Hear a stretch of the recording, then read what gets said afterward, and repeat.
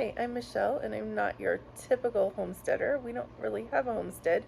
We live in a rental house, and we have a little small patch where we are growing some potatoes and onions, but we do farm to table as much as possible. I would say like 70 to 80% of what we consume comes straight from a local farm or from ranchers we know. Um, so our local farm is awesome. They have a CSA, known as Community Supported Agriculture, and you, at the beginning of each season, you pay for whatever size share you want. In the summer, I will do a full share because then we eat a little bit and then we can or freeze most of it. So that gets us the fun foods like green beans all through winter.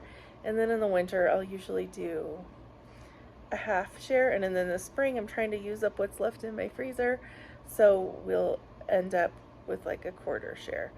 Um, yes, it's awesome. You get to know your farmer, and our local farm, they don't spray anything on there, so I am confident there's nothing yucky in my food. Sometimes we'll find a random bug, but that's okay. And there's always dirt that comes with it, but that doesn't bother me.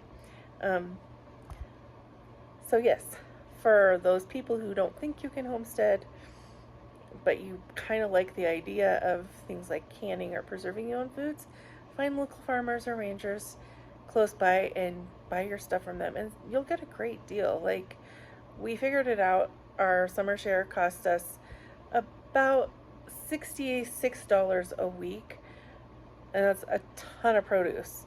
We get two, I think they're half bushel baskets, and we just fill it as full as you can. And then Farmer Joe's always throwing out freebies. So sometimes it's a free bag of kale or a free watermelon or free green chilies or whatever.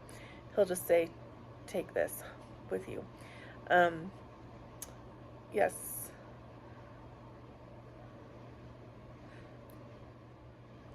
So anyway, our journey of uh, being more self-sufficient or whatever kind of started when my daughter could not have like the normal grocery store jelly or jam because she was highly sensitive to corn syrup and she would have debilitating migraines. So I learned, and to be honest, grocery store jams that have no sugar, or sorry, no corn syrup in them, they're about this, that big.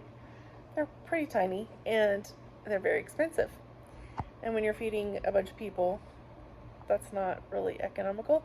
So we learned how to make our own jam, and I didn't even bother with jelly. I figured whole fruit was better than juice.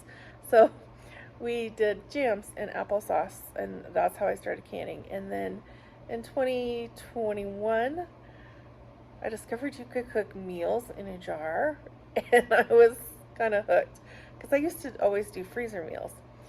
So my mother-in-law, master canner, showed me how to pressure can, and I have for the last year been filling my pantry with as much stuff as I possibly can each year.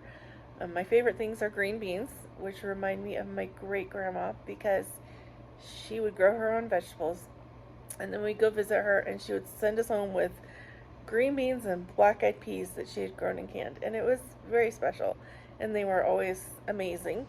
So I always do lots of green beans. I think this year I did 73 quarts. I'm very excited. Those are one of those things. The first year I did 30, and then I found we were rationing them. So then last year I did 45, and we were still rationing them. And so this year I did 73. So that's fun and exciting.